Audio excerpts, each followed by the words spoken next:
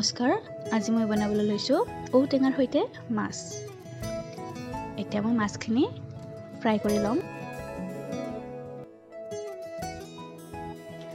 মাছ ভাজিলে সদায় মাছ ভজা তেলখিনিত আগতীয়াকৈ অকণমান নিমখ দি ল'ব লাগে, তেতিয়া মাছ ভাজিলে তেলখিনি চিটিকি নাহে।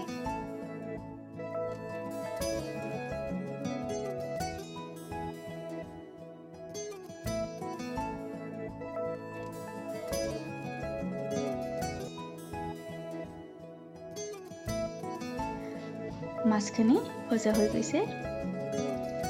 এতিয়া মই সেইখিনি তেলতে অকণমান পাঁচফোৰণ দি লৈছোঁ আৰু নহৰু 3 ফুটা দি লৈছোঁ আৰু অকণমান সৰিয়হ দি লৈছোঁ।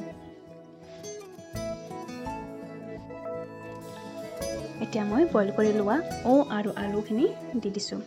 মই এফাল আৰু 2টা মিডিয়াম সাইজৰ আলু কুকাৰত 5টা চিটি মাৰি বইল কৰিব দিছিলোঁ আৰু তাতে একেলগে নিমখখিনি দি দিছিলোঁ। এনেদৰে আলুখিনি ভাঙি দিছোঁ মই। গেছটো মই হাই ফ্লেমত ৰাখিছোঁ আৰু এতিয়া অকণমান হালধি দি দিছোঁ আৰু এতিয়া ভাজি লোৱা মাছখিনিও দি দিছোঁ একেলগে দি 7 পৰা 10 মিনিটলৈকে হাই ফ্লেমত উতলিব দিছোঁ আৰু নমাবৰ হোৱাত কেঁচা জলকীয়া 2টামান এনেদৰে দি দিছোঁ। আপোনালোকে ট্ৰাই কৰি চাবচোন, খুবেই সোৱাদ হৈছিলে মোৰ আঞ্জাখন। মোৰ ভিডিঅ'বিলাক ভাল পালে আপোনালোকে লাইক কৰিব, শ্বেয়াৰ কৰিব।